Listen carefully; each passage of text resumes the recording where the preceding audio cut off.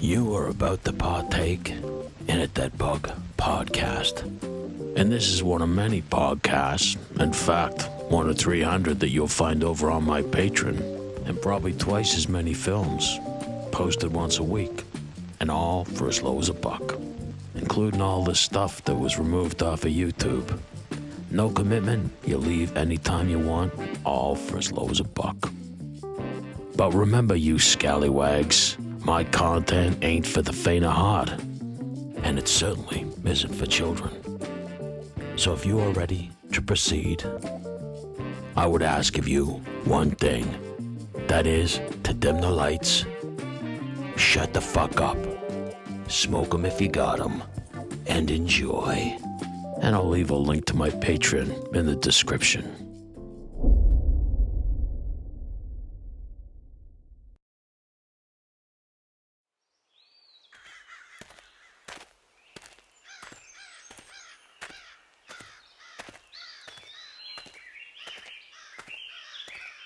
There's only one life. Only one. At least the last time I counted. This existence, it's not a rehearsal, it's not a draft. It's not the first take where you get a take 2, 3, and 4. It's not something we get to revise.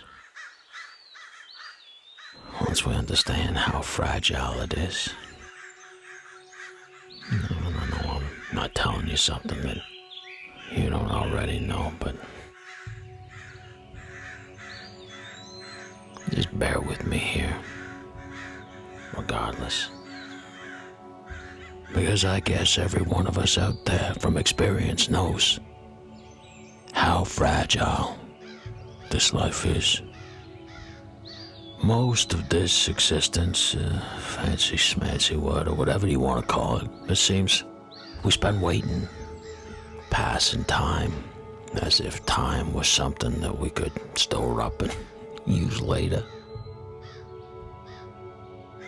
We tell ourselves tomorrow was a guarantee. We treat seemingly ordinary afternoons as if they are harmless, non-consequential. Moments spent with lovers, our family, our children. But we are wrong, because life does not announce itself when it ends. You don't get a warning. No 30-second countdown. The Reaper, he don't raise his voice or clear his throat so you can read the symptoms of a life about to end. Sometimes it simply stops. It was on an unseasonably warm Sunday afternoon in October 1905 on Barton Mountain in Hamilton, Ontario. The 3 boys will go up a mountain, and what they discovered at the top of that mountain would change their lives forever.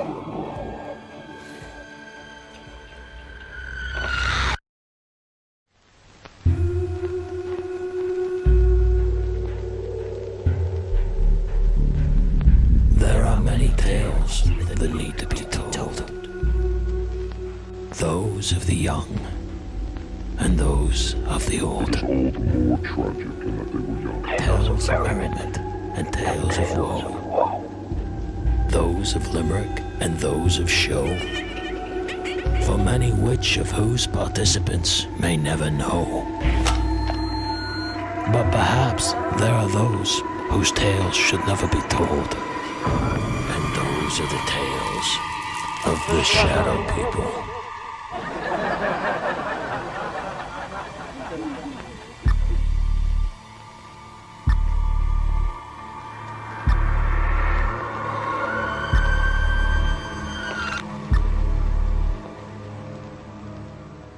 Old man Murphy opened the shop that morning, even though he hadn't planned to, because he'd heard that there were going to be a Girl Guides parade later in the day in town, and parades meant thirsty mouths, restless children, and small coins passing over the counter.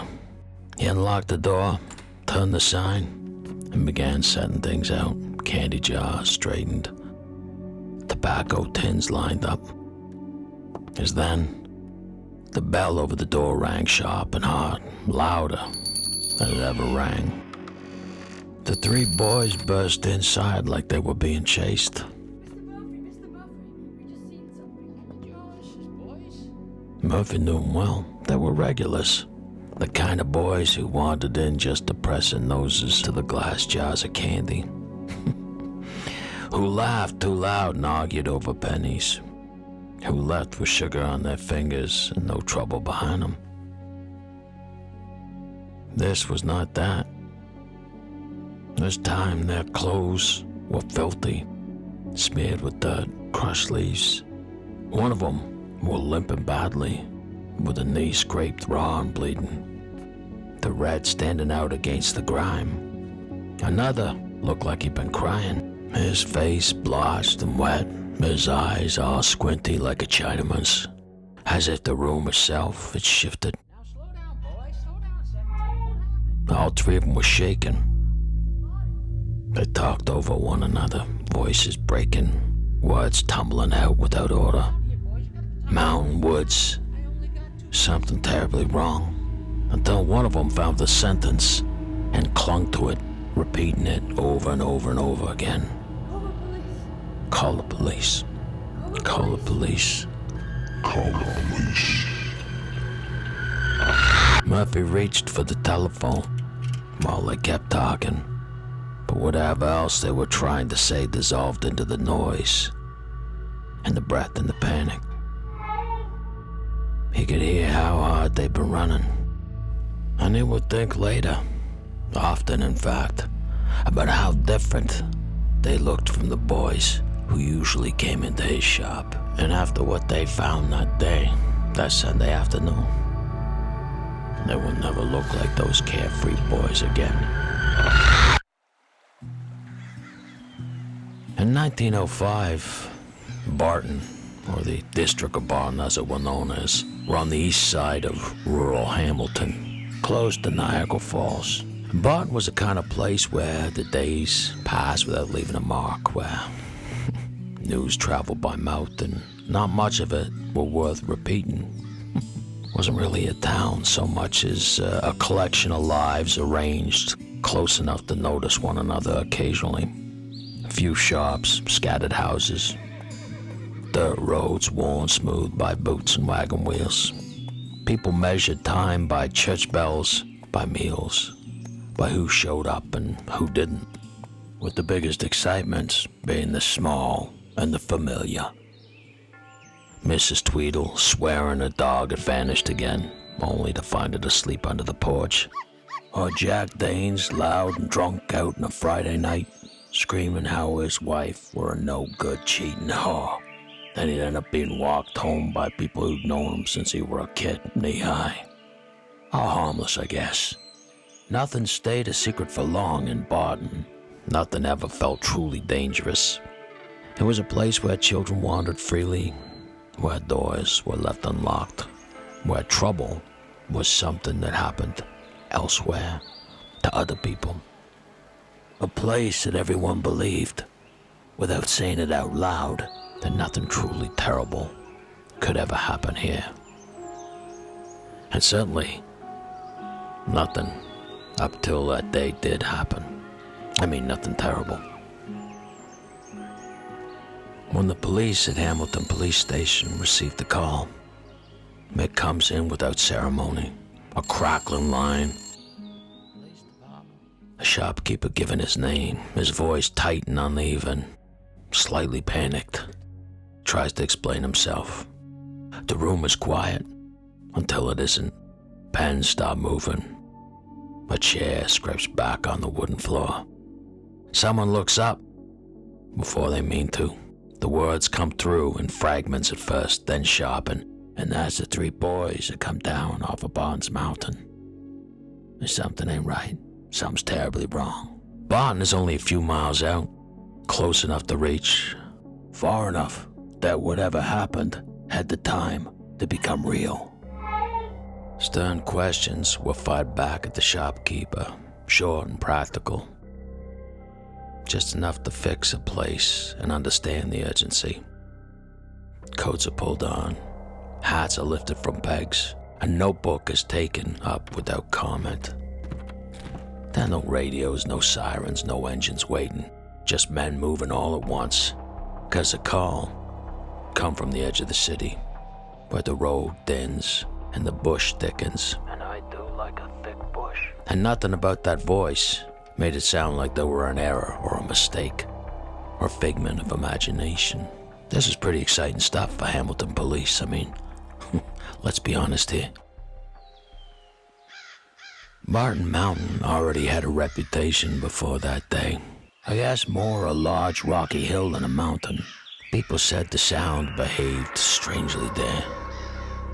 The voices they didn't carry, they stopped dead. The footsteps disappeared too quickly. Hunters said animals avoided certain paths.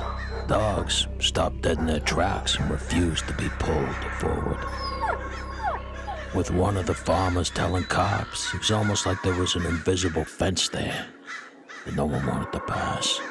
No one called it evil. I mean, no one would dare. They just said it were a place that you don't want to linger too long.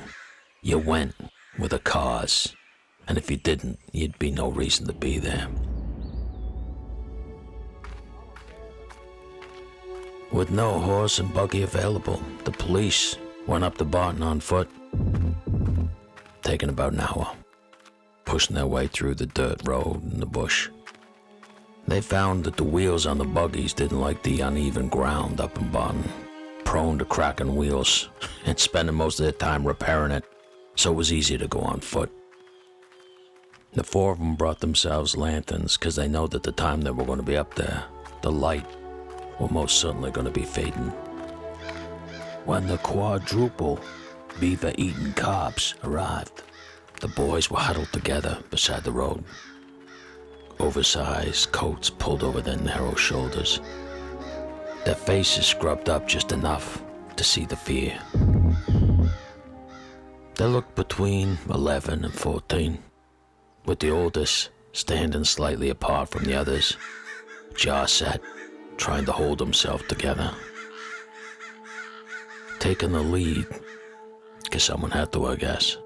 The younger two, they huddled closer to him, watching his feet, following where he goes. No one sent them home. I guess no one thought to at that, because whatever happened up there on the mountain, the boys were the only ones close enough to know about it, and certainly they were the only ones to know where to look. Special Officer Nickel had agreed with Detectives Campbell and Miller that he'd be the one to ask the boys where the body was. He tried to be as gentle as possible while still showing some authority. The oldest kid, who looked about 14, the shopkeeper had identified as Arthur Dobbs, muttered something, stood up, pointed towards a mountain, then started walking, not looking back to see if the others were coming. But they were. The climb had begun easy enough, but then it turned uneven. The cops' boots started slipping on loose stones. The ground started softening into the dirt and leaf rot. It would take longer than it should have, but the police weren't concerned. They had their lanterns. As they spoke to the 14-year-old Dobbs, he told them that he and his playmates had been out looking for chestnuts, something that they did often on a Sunday.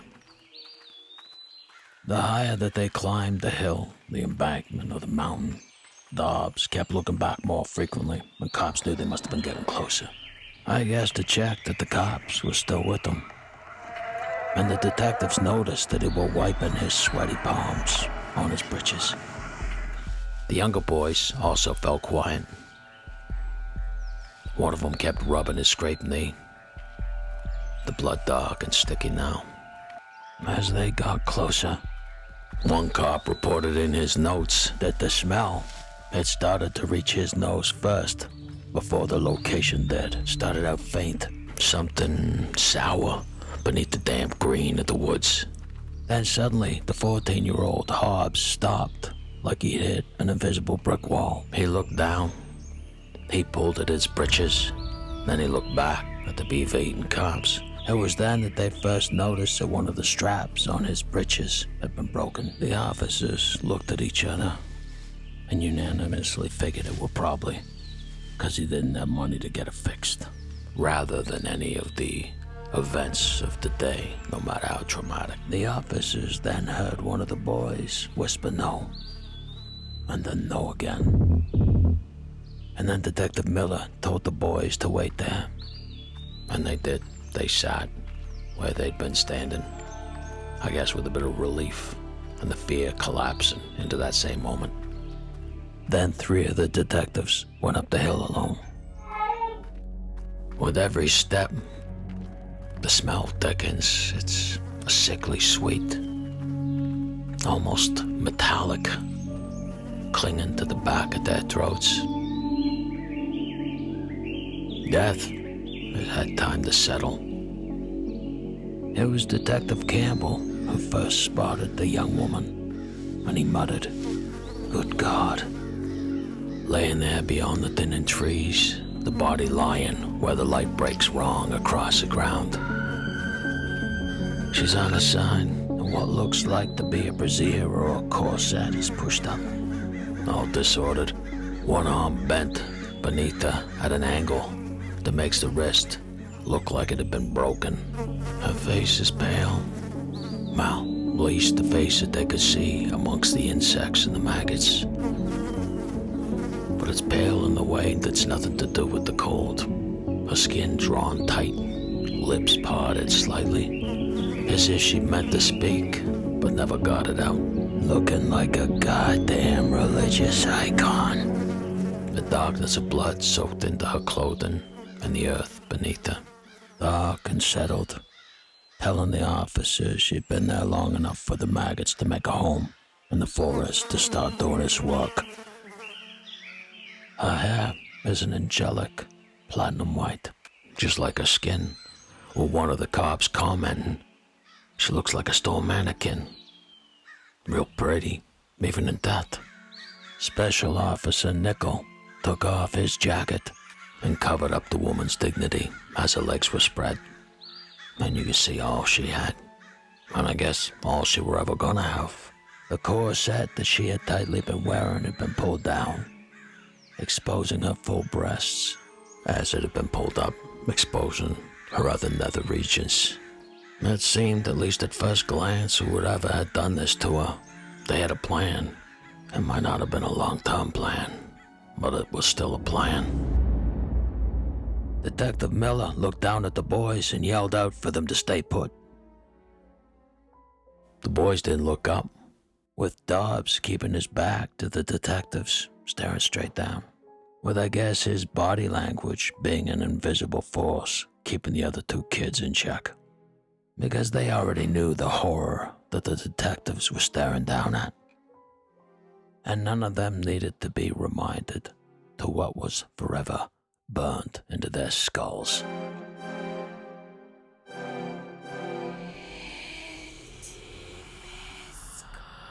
The detectives had no plan in moving the body anytime soon.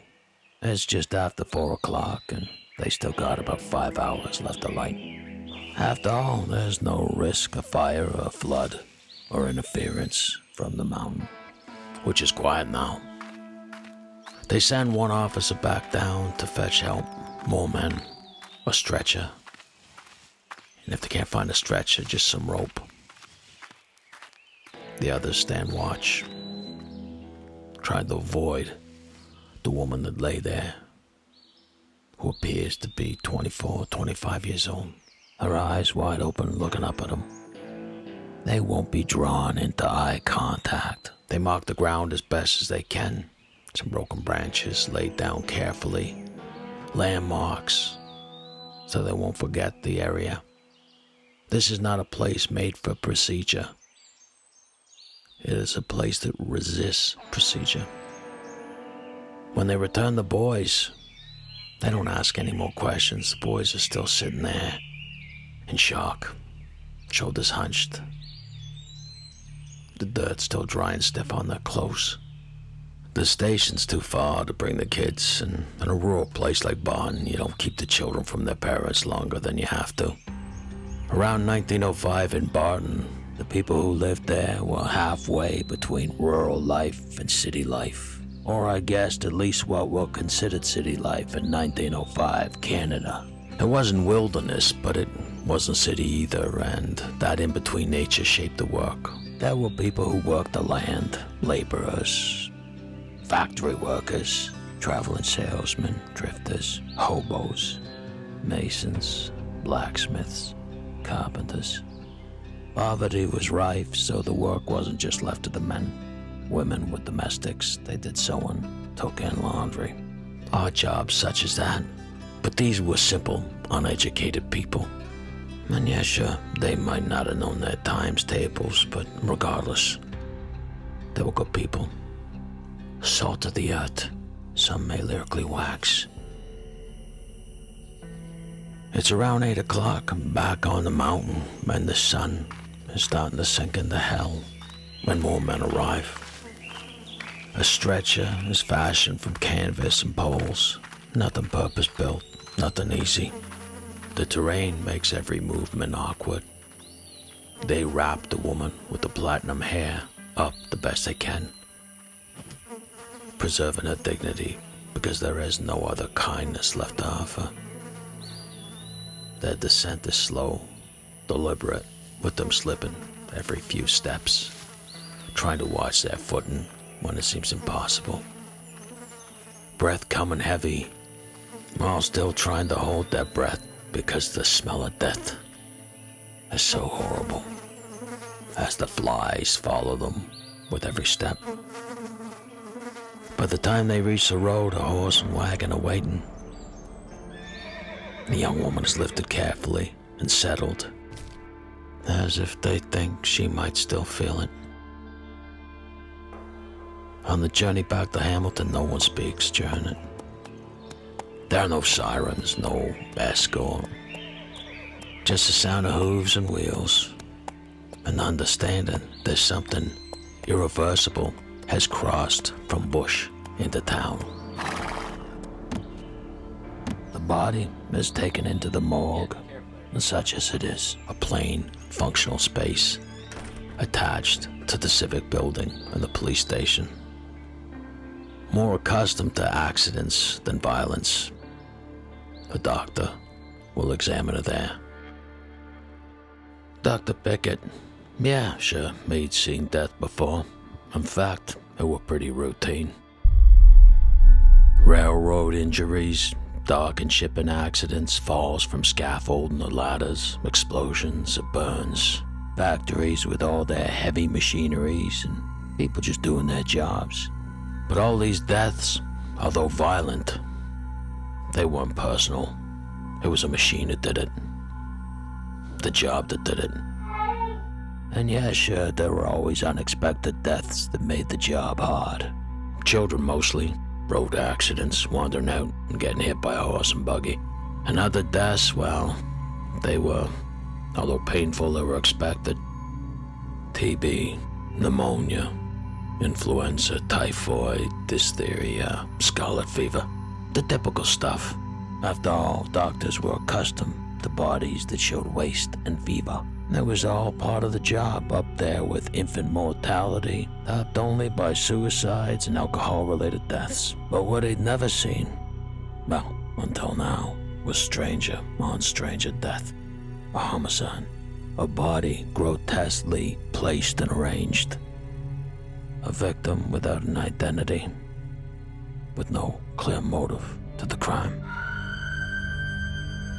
And according to the officers, that's what this was. A body that had been arranged, posed in an ungodly, sexual nature. Unnatural, one may say.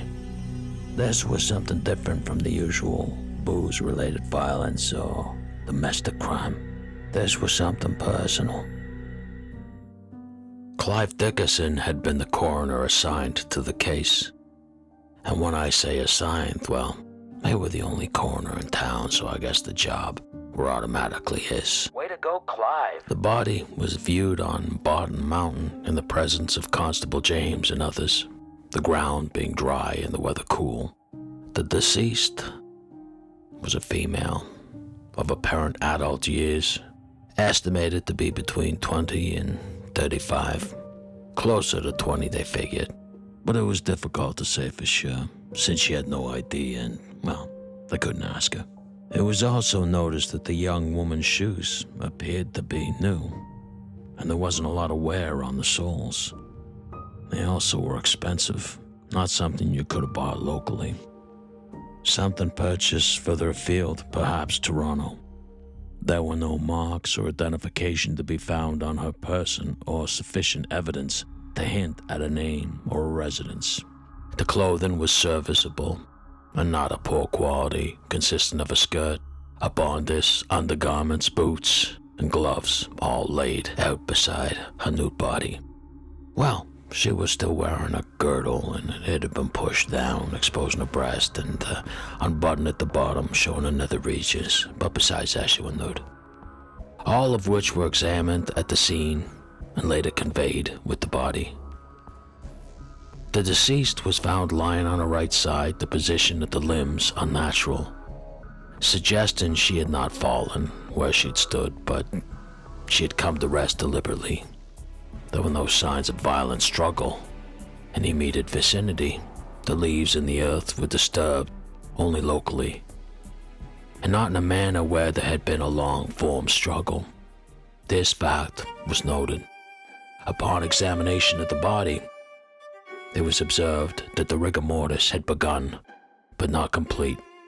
Oddly enough, it was only her face and her neck where the skin had been discolored, and the blood found upon her clothing on the ground was darkened and set. For these indications, I have the opinion that the death occurred several hours prior to the discovery, likely during the previous night or the early hours of the morning, through not exceeding 24 hours. Although being that we're in the wilderness, the maggots had made themselves at home, for want of a better, more serviceable term. The most significant injury observed is a gunshot wound to the head. The wound is located behind and slightly above the ear. The margins clean and circular, consistent with a small caliber firearm discharged at close range. There is no corresponding exit wound observed upon the initial inspection, suggesting the projectile remains lodged within the skull. Powder burns are faint but present, indicating the proximity at the time of the discharge. No weapon was found at the scene. There are no injuries upon the hands or the arms, consistent with defensive wounds. The face shows an expression of surprise rather than distress, the mouth slightly parted, as if she were in the middle of saying something. It is my opinion that the deceased was not aware of the immediate danger at the moment of death, meaning she was unable to react before the fatal injury was sustained. The plumpness and swelling and the color of her vagina leads me to believe that she had intercourse shortly before her horrific injuries. I believe this to be consensual, as there are no injuries to suggest otherwise. Further to this, I note that there is no evidence to suggest the involvement of animals, nor does the pattern of injury support accidental death or self-inflicted harm. The wound is precise.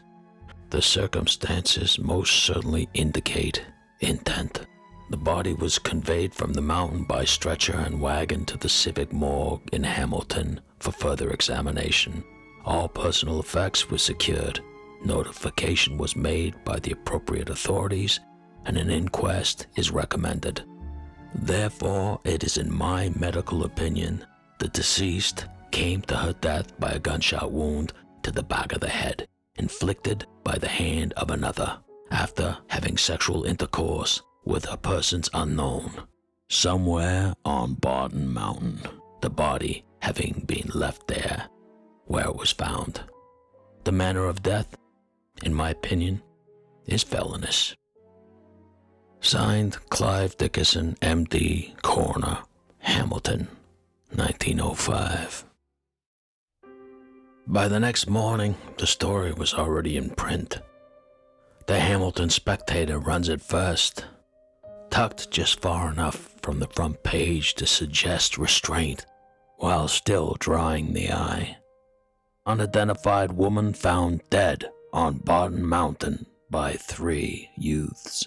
The language is careful, it's clipped, it's official. She's described with what only can be confirmed: her clothing, her gloves, the fact that she carried no papers.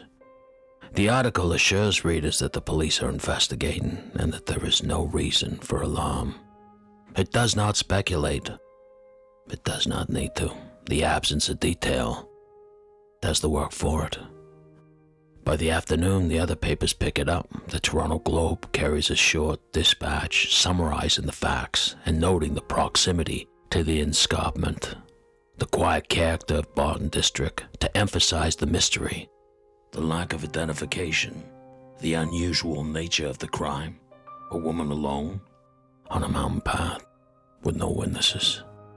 Within days, restraint gives way to appetite. The Hamilton Herald begins asking questions the Spectator avoids. Who was the pretty young woman? Who was she there with?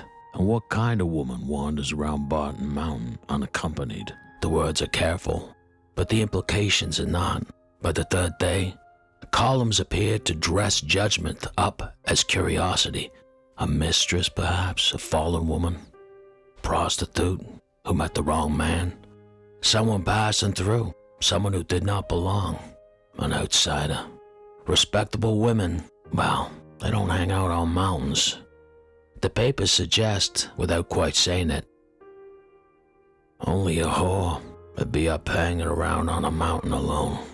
But when police release the bullet to the press and it becomes public, the coroner confirms a gunshot wound to the back of the head.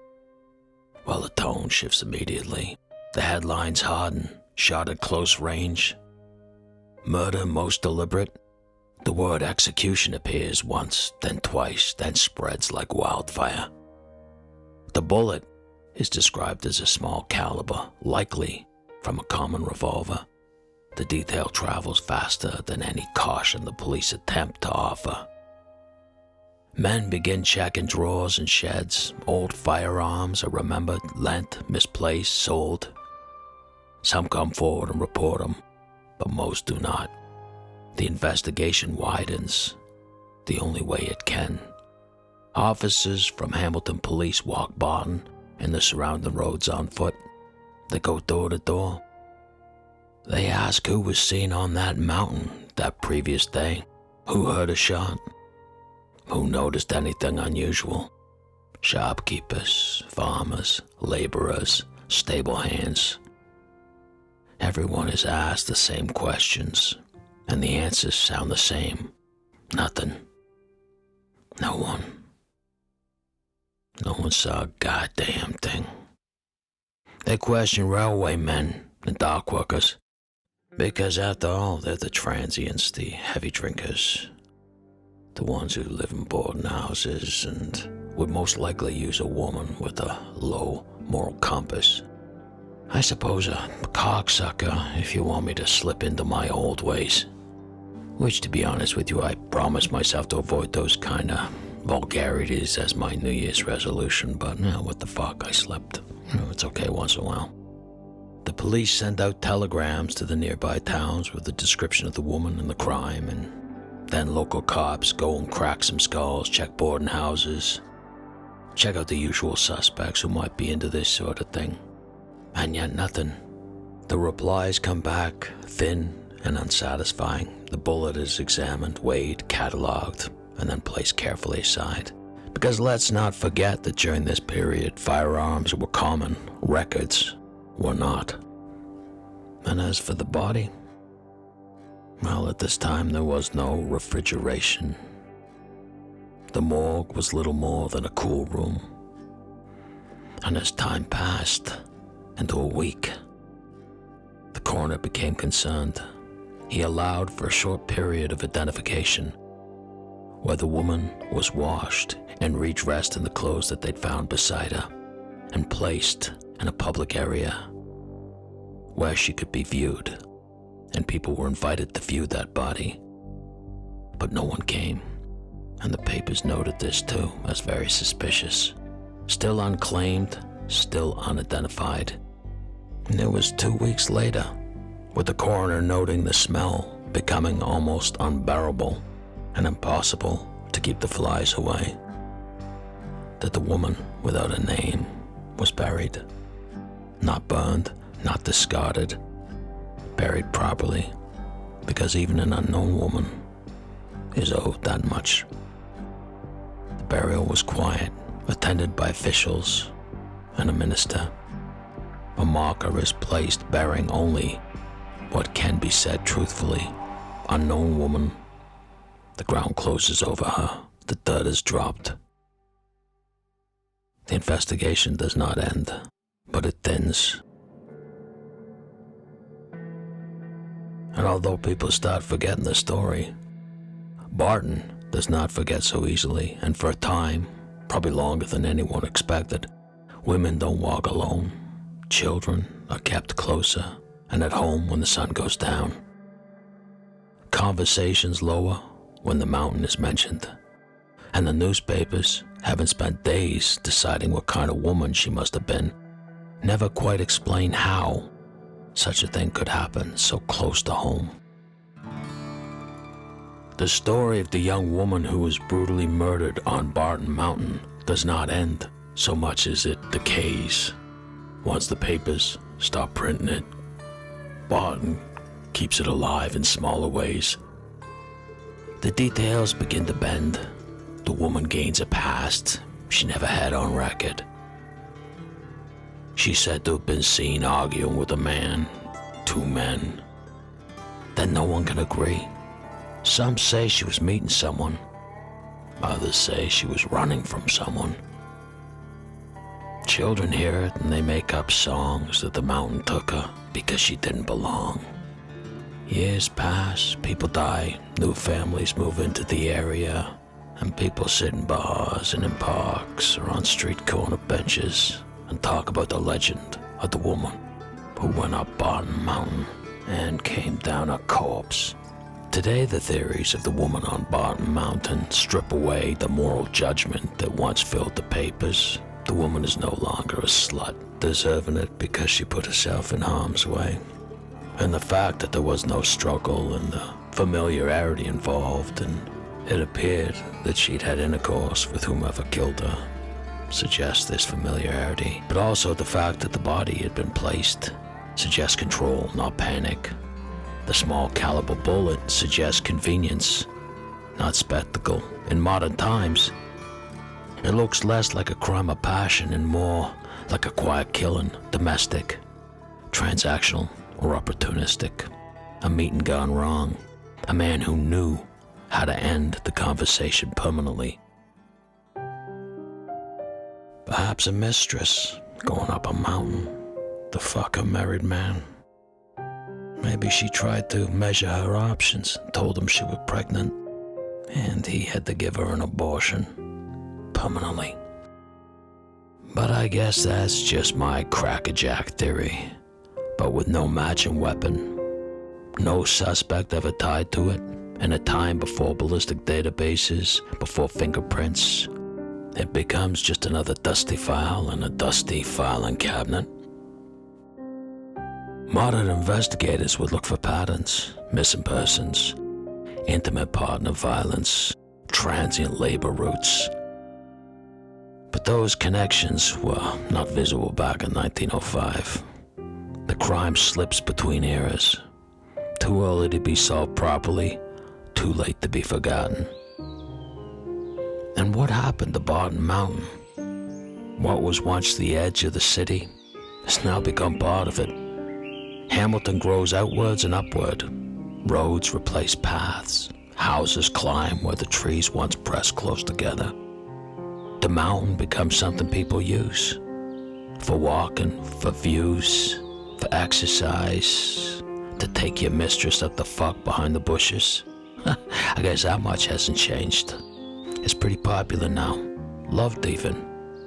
And no one ever mentions the broad who went up there and never came down again. Well, at least on her own volition, but there's no markers, there's no signs of the trail the 3 young kids ran down terrified. Nothing. And I guess somewhere in some smoky old hillbilly bar someone will talk about it in hushed tones about what happened once on that mountain. But it's all the past now. But I guess some mysteries aren't meant to be solved, and they want to be remembered just enough to make people uneasy. And it becomes just another tale of the shadow people. And remember, if you like what I do, check out my Patreon. I've left a link in the description.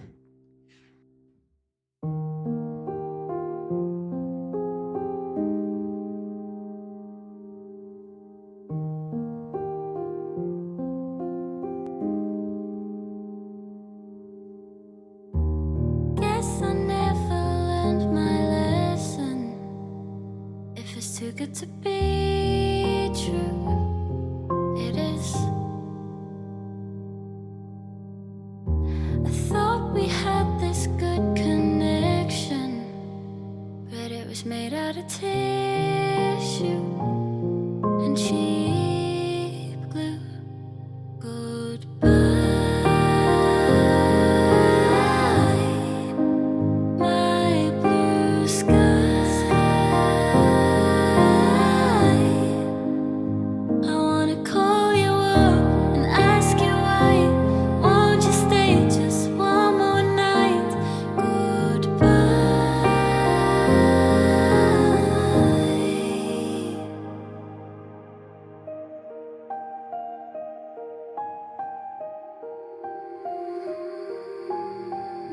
I trusted you with my confessions, all the secrets and deeds.